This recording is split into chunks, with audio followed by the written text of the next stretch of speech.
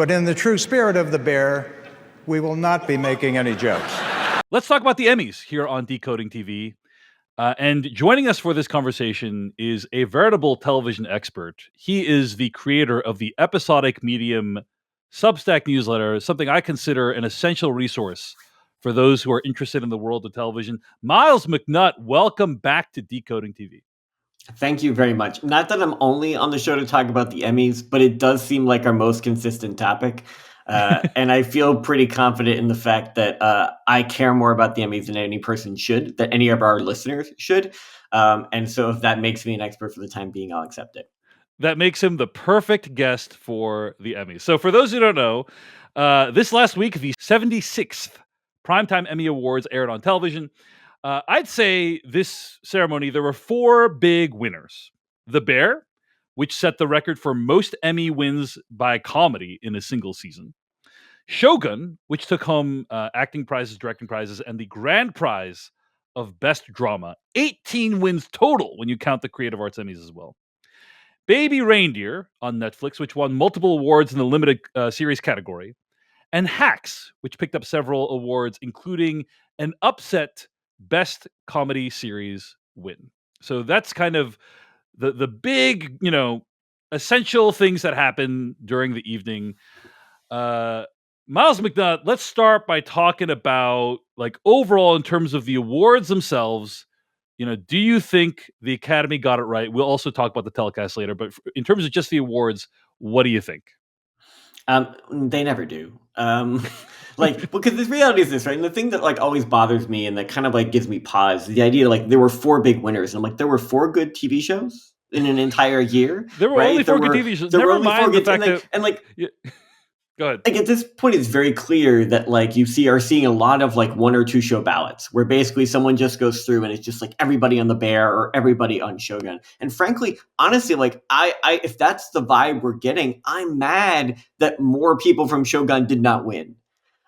Because I really feel particularly in supporting actor and supporting actress, that there were great candidates from Shogun where I'm just there was no nomination in actress, but I'm just I would have been happy with that. Once I accept that we're just acknowledging that they don't watch anything, that they're just watching one show and voting for it, and then just putting all those nominees in.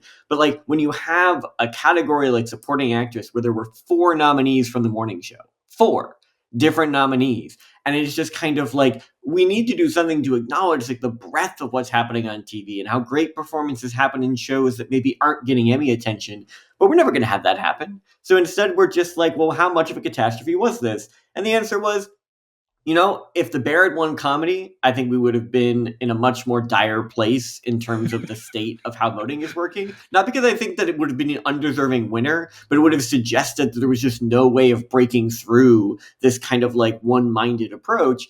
But because Hacks won, it kind of disrupted that and created a sense of, if not hope, then certainly some degree of belief that there are other possible pathways and maybe a chance of reform, unlikely as that may seem.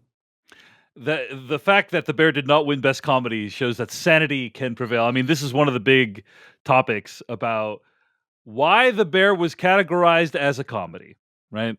And my understanding is the reason is they submitted it as a comedy. Is that right? There's no... Correct. There's no rules that say you must have this many jokes to be a comedy, right? So the one rule that existed was for a period of time, which was discontinued a number of years ago, was that a half-hour show was by default a comedy and an hour-long show was by default a drama, and you had to appeal if you were going to move out of those category bases. And ultimately, that was removed. It was an effort to control Orange is the New Black, effectively, which they were category hopping. Yeah. But realistically, the way the Emmys work is in all of the categories, any sort of submission, right? So quite famously, Rob Lowe submitted himself as a leading actor for The West Wing. And if you saw Rob Lowe's seasons of The West Wing, you're thinking to yourself, how in the world is he the leading actor on that show? And it's because Rob Lowe thought he was the leading actor on that show and wanted to be perceived as one. And he submitted that way, and he did not get nominated because that's crazy. But then he went and did it again for Parks and Recreation, which is even crazier to have done that. So it's that's a Rob Lowe problem. And the Emmys responded by being that doesn't make any sense. The argument is always that the voters will acknowledge that if it's category fraud, quote unquote, that they will make that decision. And Yes. so for The Bear, the argument was always sort of a question of, okay, look, if you go back to the trailer for the first season, it's clearly being marketed as a comedy. It might be an incredibly dramatic one, but it's being positioned within a trajectory of FX's comedy output. I think it's a totally fair interpretation. I don't think they were lying about what the show was. I think the show has changed and evolved to become more dramatically focused over time. And I do think that that creates a tension between that element. And honestly, I think if FX hadn't been moving Shogun into drama series, they might have thought about making it a drama because it probably would have won. But I do think that ultimately this idea of like fraud is like, no, the goal is if voters don't think it's a comedy, they won't vote for it and shouldn't vote for it. Let And the voters ultimately, decide. The voters have never made any terrible decisions over the course of the last 10 democracy years. always works.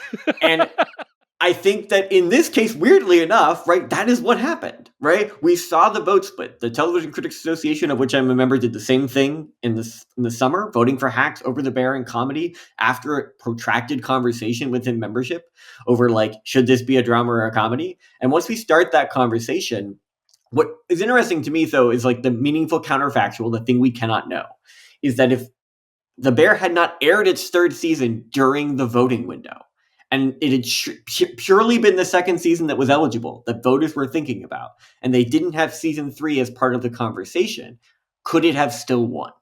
Like, was the shift between drama and comedy so pronounced in season 3 that it tipped the scales? Or was this something that was already part of that discourse and debate before that happened? That is a counterfactual we can't answer. Well, it cuts both ways because, as you and I have discussed on this podcast, the fact that The Bear has been airing during the voting period often has potentially led to more awards than it would have gotten in the past. So, for instance, Eben Moss-Bachrach, right? Is that how you pronounce his name? He won for the first season of The Bear, like best supporting actor for the first season of The Bear. You know, it's like that was voted on after the people had seen the Forks episode of the second season, right? And it's like maybe that was what swung them. Similarly, Lisa Colin-Zayas won for her work in season 2 of The Bear, even though it was season 3 where she got the napkins episode that everyone really loved. And I've seen a lot of people, by the way, Myles, talk about like, oh yeah, Lisa Colin-Zayas won because her napkins episode was awesome. It's like that was not eligible. People like, why do I know that? Why do I, David Chen from Decoding TV, know this, and you, writing for I'm not going to say which publications, not know that? Anyway. Well, because we're broken. That's the conclusion here. And I broke you, so I'm going to take responsibility for that. They're better people for not knowing. And I don't think you should be projecting your own flaws and insecurities onto the rest of the world, even if it's journalistic malpractice. They're better people.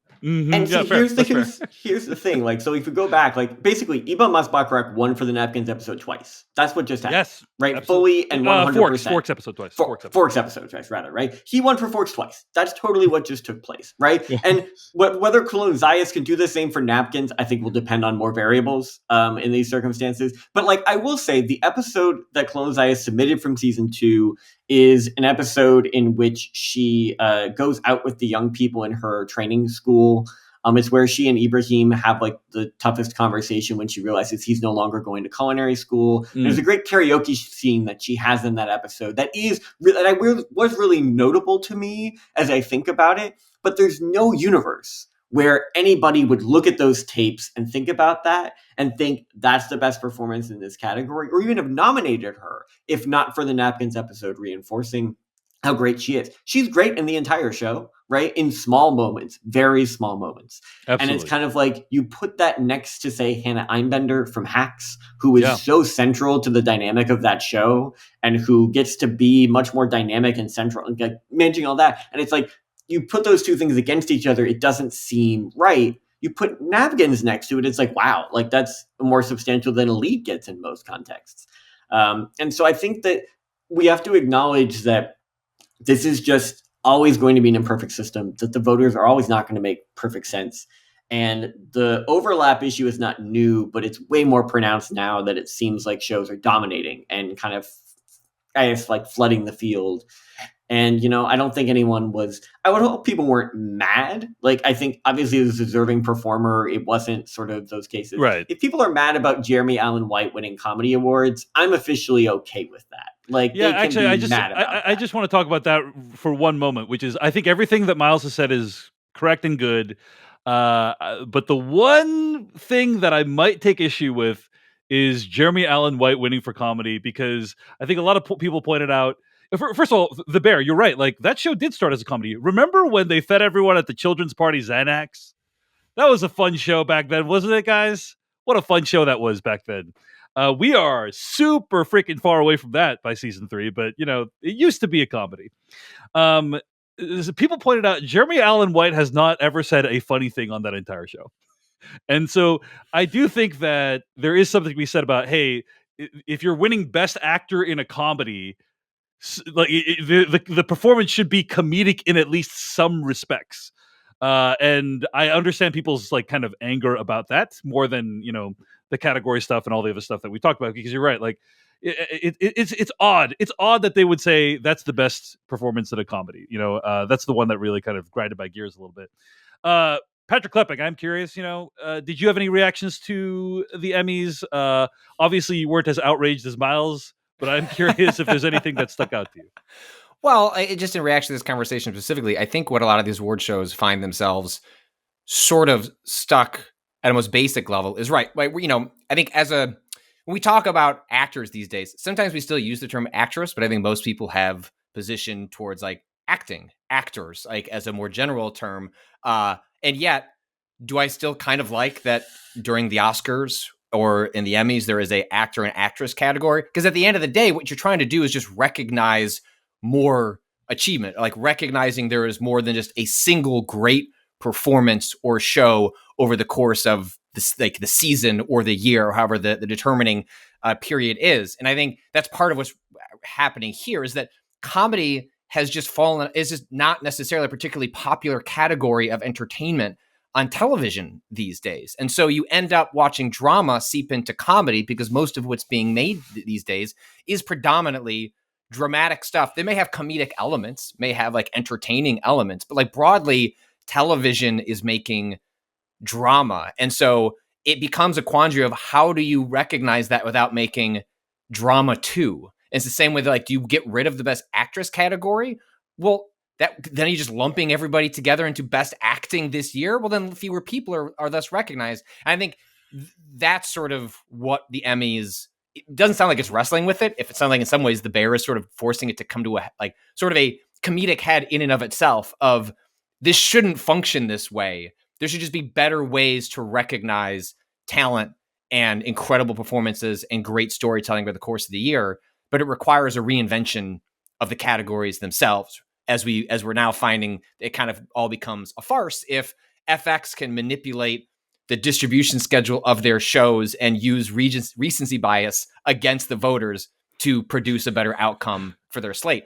Good for them. Like they nailed Well it. done. Well done, FX. Get that bag. But also, but I think it shows a fundamental weakness in categories and like how we think of how we award them.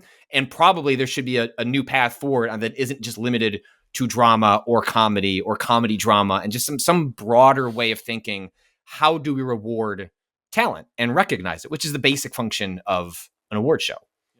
Myles, you have some thoughts on this? Well, just sort of like going from that. So I'm going to broadcast a truly screwball idea that my friend and colleague, Jason Mattel, also a media professor, has put forward, and he's trying to fix this. And people are trying to fix this forever, right? Like people have talked about like a dramedy category, and I'm like, then how do you distinguish what is a dramedy and what is a drama and what is a comedy? We're just going down the same rabbit hole. But he's like, we should get rid of genre altogether. It's outmoded. It's outdated. It's not how people think about things.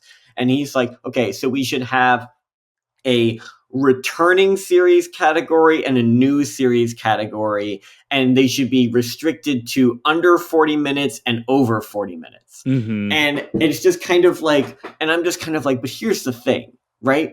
Ultimately, at the end of the day, they don't matter. Categories are pointless, right? The idea is going to create different outcomes. It's not going to take place. The Emmy voters are still going to watch the same things they watch with the same parameters they have, which is that I like this and I know the people in it and I think it's good. They're not going to watch everything. They're not going to pay attention to this. Moreover, it's like, well, what do you do with shows that are like sometimes? Like some of those Agatha episodes are over 40 minutes. Others aren't going to be. Is it an average? Like, how do we sort of assess when like an Acolyte episode's like 22 minutes long and the finale's an hour? Well, now it's like, and also just that idea of formal distinctions. Is that what a show is structurally, detailed? Everything is chaos. We're no resolving it. We're always going to create more problems than we're going to solve by sort of addressing it. And so it's the same thing with like Nielsen ratings. Nielsen ratings are a terrible way to make decisions. Everybody agrees that there's a fundamentally lack of statistical understanding. It's a super small sample. We make decisions based on the entire industry runs on them. And it's like, well, how does that still work? Because it's the system they know, and it's a system that they relatively understand. And so it's a broken system, but it's the one that has history. It's the one that creates purpose. And realistically, it's the one that the people invested in it, the networks, et cetera, are able to use to their advantage. If they actually wanted to be an objective measure of television, they would be not just like slightly different in categorization, but fundamentally different in how awards are being offered and dealt with. So I guess the fact the Emmys are broken is fine. Like, it's okay. Right? Like, we don't need to solve the Emmys. Like, it's not like a social ill is being presented. It's just like, maybe I just want to keep getting mad. Like, maybe I want the Emmys to be bad. Maybe that's what I'm realizing in this moment, where it's just like, if I can't come on this podcast and feel as though there's like this fundamental structural flaw at the core of this, what is my purpose in life? That's, right. I think, where I'm at right now. You just need the Emmys in order to feel something, really, is what's happening. Right. And that's understandable. It's like a Batman villain. Right? Like, it's like, I need Batman you complete so me, that I have Emmys. a purpose. Yeah, that's what we're getting at here. That's my conclusion. I've had a real breakthrough moment here. I want to thank both of you for that. You're welcome. You're welcome. Okay, so I want to shout out just a couple of other things that happened, like just in terms of the awards. First of all, I do love that Hacks won the best comedy. Like, a comedy won the award for best comedy, and that is a good thing. And it's funny to think about the minds of the voters that are like, okay, I'll vote for Jeremy Allen White, I'll vote for all these other people, but best comedy, that is too far, the bear. The line must be drawn here. I enjoy thinking about it. It can't be that rational. It can't be that that's what I was going to propose. Because I haven't watched Hacks. It's on my list of shame. I know that it's a wonderful show, but it's weird in a third season of a television show for it suddenly to break through just sort of arbitrarily in this way in best comedy. So, Myles, I wonder if you had a take on like how or why. Was it a split the field and then Hacks just came out on top, or something else? There are two things happening here. One, so to your point about the acting versus series splits, voted on completely different groups of people. Yes, the series votes are voted on by everybody from every category. Actors are only actors. And so the idea is, it strongly suggests that if the acting group had been voting only for series, that would have worked that way. But when everybody else became part of the conversation, that kind of created more of that discourse, whether that was writers and directors, whether that was like any particular group, might have sort of swayed that. So that's partly why you'd see a split in those circumstances. It's, for example, why, like, if you look at why Game of Thrones won for its final season, despite so much kind of pushback, it is in part because, like, all the craft awards it won for all those years, lots of people acknowledged that the scale of the production of Game of Thrones was unprecedented in TV history and deserved to be rewarded, even if narratively it didn't win your writing and directing awards and things like that that year. The other factor in terms of like the timing of this we have to remember is that in Hacks' first two seasons, this season was delayed. It was not eligible last year. So the year the Bear won, it did not face Hacks because Hacks was delayed due to a combination of the strikes and then Gene Smart's heart surgery. And so as a result of that, the show skipped a year. The first 2 years, it ran into the Ted Lasso juggernaut. It ran into a show that is no longer eligible, that is no longer part of this conversation. So it's really first year. For now. Until next year. Don't tempt me. But the idea here is that it seems this is the first time we've really seen this matchup play out. And it was also a case where they both had the same recency. They both aired in May and June. Like, these are shows that were like very present for voters. And I think that Hacks is about comedy. And Jean Smart was always kind of considered the front runner. She'll win that award as long as she's eligible for it. And it's kind of like, I think it presented itself at a very prime moment. And like, when it won the TCA award in the summer, the TCA awards in general and like their ability to predict things, there's no overlap, right? No members of TCA are overlapped at the Emmys. But there's a statement that can be made with that. And so I looked at what we decided as a group and I looked at wins for Anna Sawai, for Shogun, and I looked at the win for Hacks as clear indicators that we were like kind of like giving permission to voters to move against more established kind of parameters, to fight back against the Bear as a comedy. And I do think those headlines could help. I saw at least 2 Emmy voters in my comments at Episodic Medium who said that they saw my newsletter about the Bear and basically being like, if you don't think it's a comedy, you don't vote for it, and thought of that when they made their votes. Wow. So I can Swayed. I'm not saying you made Hacks win best comedy is what you're saying. I mean that's not what I can say definitively, but I do think that there's the conversation matters. The conversation matters, right? Yeah. And I do think that kind of was part of that. That's interesting. In the Film Academy, the people from each branch decide the nominations, but everyone votes on every award. So it sounds like it's a little bit different with the TV Academy, that only the actors vote on the acting award. But let's talk about some of the other awards that were notable. I thought it was cool that Slow Horses won for best writing for a drama series. The show is extremely well written and a great show, as you heard us cover last week here on Decoding TV. As you mentioned, Myles, Anna Sawai won for best supporting actress or best actress, I should say, right, in drama series. And just seeing the wins that Shogun picked up was pretty great. It cannot be understated how remarkable of an achievement the show was, how remarkable of an achievement that the fact that a primarily non-English language show won for best drama at the Emmys. The show was so good, it overcame any market concerns, in that regard to win. And I think it's very well deserved. And as you said, Myles, if anything, the injustice is that it didn't win more awards, because it probably should have just swept the entire thing. But it did win many Emmys, I think like 18 total, which is a huge amount, including the Creative Arts Emmys. And so it did pretty well in general. Anything else awards wise? And then I thought we could just talk about the telecast real quick before we close this out. But any other awards you want to highlight? I do also want to just give a shout out to Baby Reindeer. Obviously, that show is a lot of controversy around it right now, legally, but I do think that is a show that I think is remarkable because it feels like it just came from the mind of one person, basically, right? Like one person thought of the idea. Obviously, filmmaking is a collaborative medium, and there are a lot of people, but like Richard Gadd, it was his story. He drove the creation of it. Nobody knew who he was. Netflix took a chance on it. It became a massive international sensation, and then they're getting rewarded for it. And I think that's kind of remarkable. Like to think about that story is kind of remarkable. Yeah. So anyway, wanted to give a shout out to that as well. Myles, did you have any thoughts on that? Yeah, I was just going to say in relation to that, like one of the things I thought Gadd said in one of his speeches, which is very much sort of like, Netflix took a chance, no IP, all these things, proves it can work. And I read I think it was an Ankler newsletter that came out afterwards where it's just like, yeah, the industry is only going for franchises still. It has no interest in original content. That's not going to move the needle. Like it's all just like an endless slog of, IP. Good luck if anyone tries to do what he did. And I think God it's like help a us all. reminder. Right. And I think it was just sort of compelling as a reminder that like, it's nice that he gets to say that and has that opportunity. Now he has an overall deal and he's going to keep making all these shows. But you sort of start to realize that the Emmys are kind of like this little cloistered idea, and that their power in the industry is as much as the industry wants to give it power. And I think ultimately, Netflix's lesson from that is not going to be, wow, we can win it Emmys with anything. It's, well, now we need more Baby Reindeer. What kind of prominent people we can find to make that happen? And so I guess it's that whatever optimism you find in brief little flickers of moments is probably not going to manifest as meaningful industry change. Indeed. All right. Let's talk about the telecast real quick. What'd you guys think of the telecast? I thought it was perfectly cromulent. On this podcast, we have talked about how this award show format is really on the decline. It's not particularly interesting. It doesn't make for particularly compelling television. But when you look back at what's happened at the Oscars over the last 5 to 10 years, there have been many calamities that have happened there. And as long as the award show goes off without something disastrous occurring, it's considered a success. I think they met that bar. Patrick Klepek, what'd you think of the telecast? Any memorable moments for you?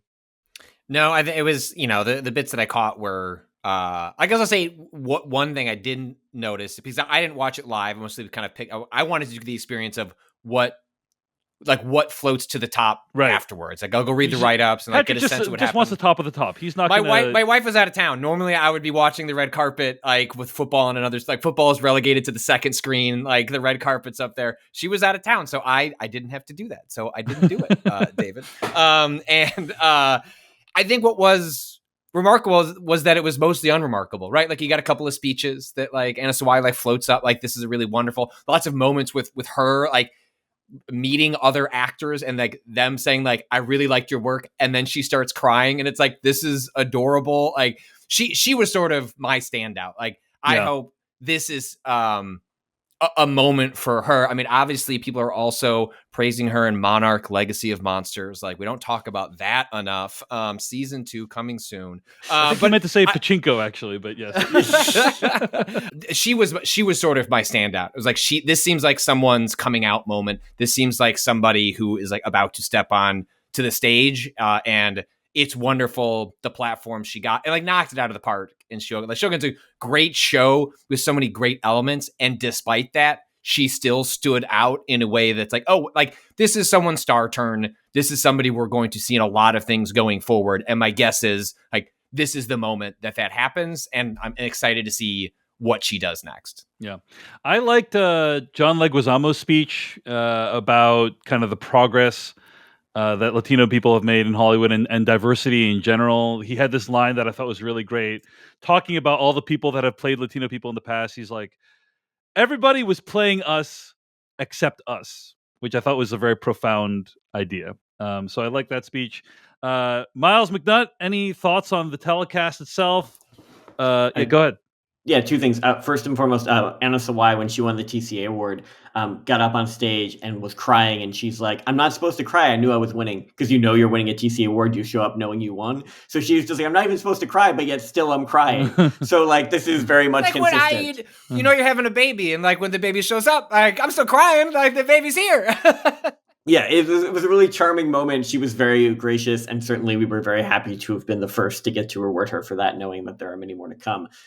In terms of the broadcast, so you're saying you were responsible for her getting the I'm Emmy also shifting the Emmys. Anna Sawai Celebration Club. Hacks Anna Sawai. Man, you are just. Look. Yeah.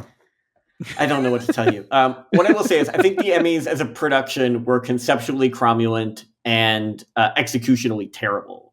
I think there was a lot of really weird issues with technical concerns. The microphones were a constant problem. Multiple presenters were inaudible when they started speaking, and you saw them like the second microphone backup one like coming up in front of them as they were sort of managing that. I think the thing that really killed me about that, Myles, was the microphone is supposed to rise to a level that the person on the stage standing at regular height can speak normally and be heard by the entire auditorium. And the thing that really killed me was every time Richard Gadd won an award, which was 3 times, he would lean into go right up into the mic, and you could tell it was just blowing out all the levels. It was like clipping the whole time.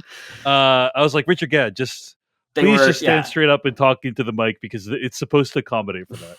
Anyway, they were going through some moments of struggle, and that's fine. But like the big moment that bothered me and like realized to me like, hey, like they have not fully thought this through in relation. I don't know if they were rushed or what was going on. Was when Catherine O'Hara came out at the end and did her whole bit when she was presenting comedy series, in which she sort of like ripped up the envelope. We don't need to do this, and then revealed an envelope behind her back. She's like, actually, we do, right? We do have to have a winner. But the way they shot her coming in onto the stage, you saw the envelope taped to her back. Yeah. And it's just like, that's such an easy thing. If that's the bit, you don't shoot her from behind. But they had set up the camera angle of like walking down her list of performances, which also, by the way, like Catherine O'Hara, well, like incredibly like performance, does not have a huge like accolade of TV roles specifically that people know her for, right? Like her prominent most historical roles tend to be in film versus TV, beyond Moira, beyond her time back on SCTV. So I mean, it's like, that doesn't really make sense, but whatever. But like, they kept Well, I shooting. mean, yeah, she's in Schitt's Creek, and that won a ton of awards. I don't think that's unreasonable, Miles. you No, know? but like they tried to put up different images of her past TV roles, and I'm like, I don't know what any of those are. I need to be honest right now. But and I love Captain America. It's literally Miles's job to know. So anyway, and so, but I think like you go like, but you like they wanted to keep the same tracking shot they had used previously, and it didn't work for that circumstance, and they didn't notice it. I think for me there were enough things like that, and I also think that in general, the in memoriam sequences, the choice to have performances over them remains just a bee in my bonnet in terms of how they continue to kind of make this happen. But something about here to honor those we've lost is Jelly Roll, like particularly broke me. Just as like a realization. And I know that's just his name, and I know that's just how that plays out. But like, it just seemed to really like call attention to like, we should just have an honor and make this happen and just put the names up and have some music behind it and let it them be the moment. I'm gonna put this out there.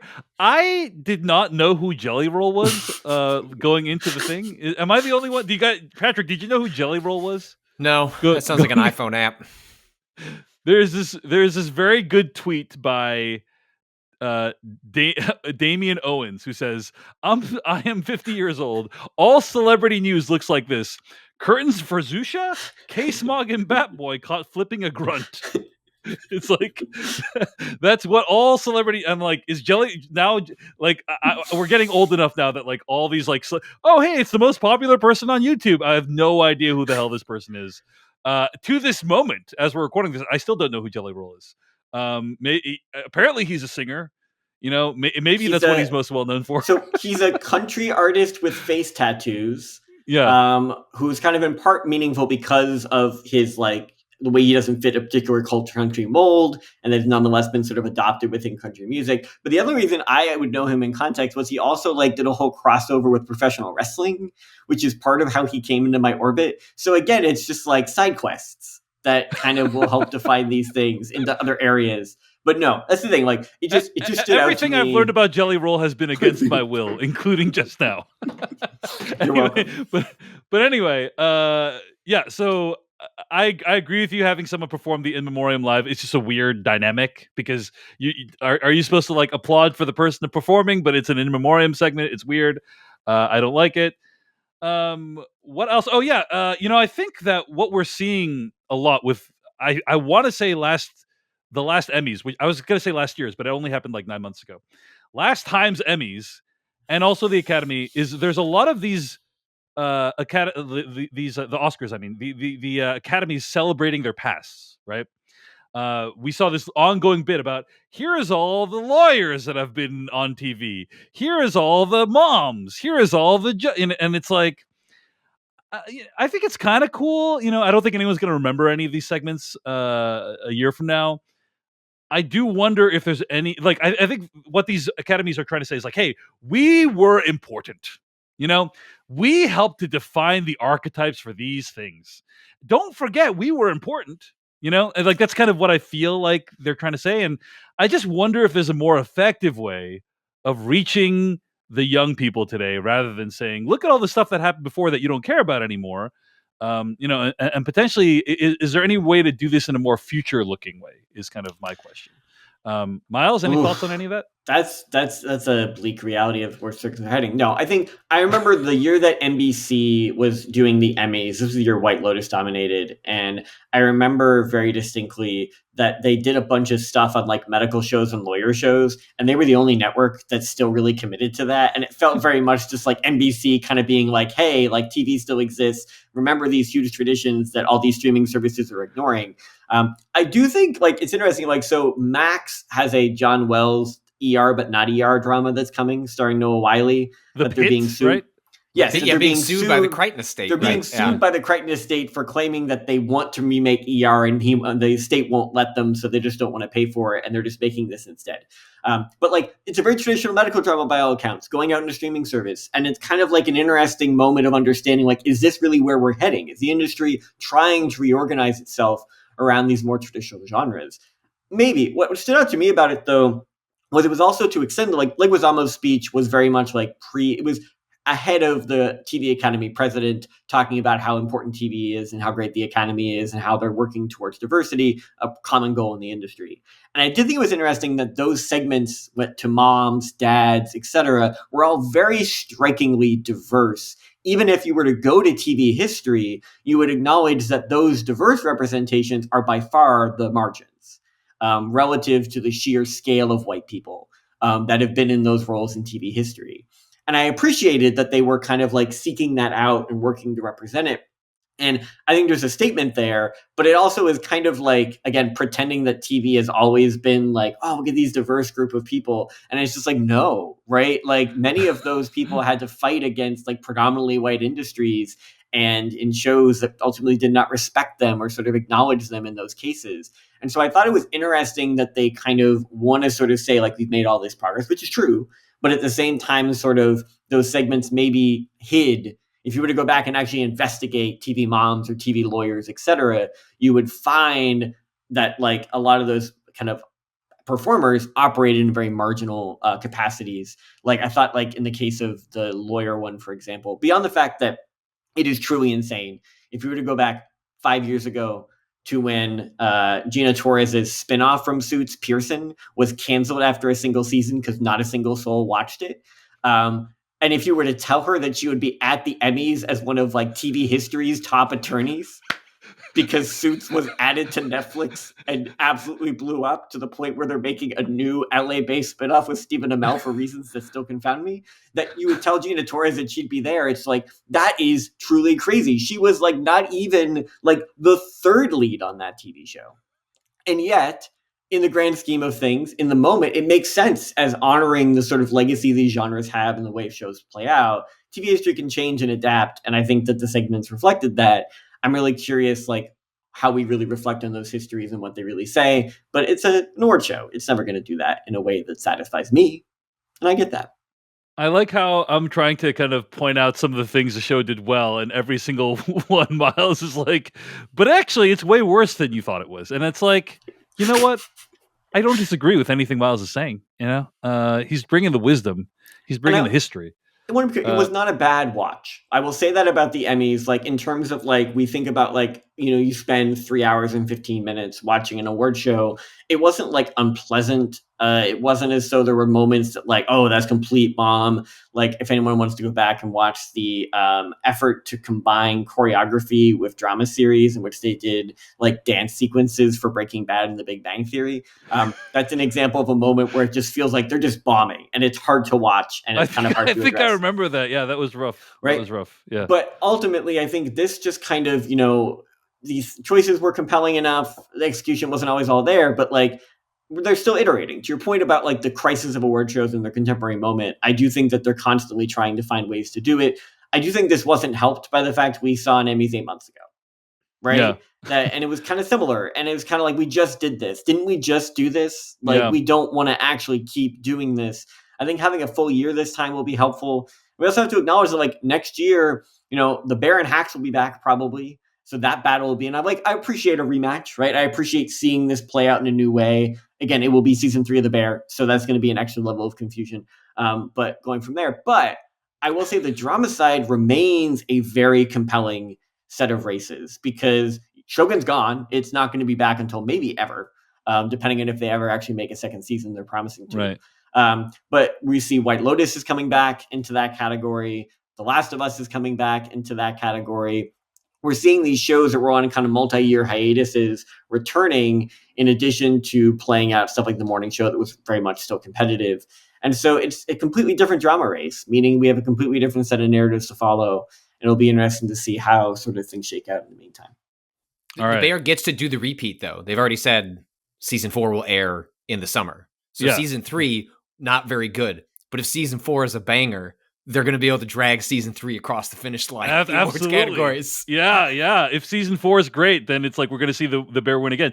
But if the Bear season 3 wins for best comedy next year, that will be my villain origin story, I think. Might be the funniest outcome. Comedic in all its own, David. Truly. That is how I'm going to become the Joker.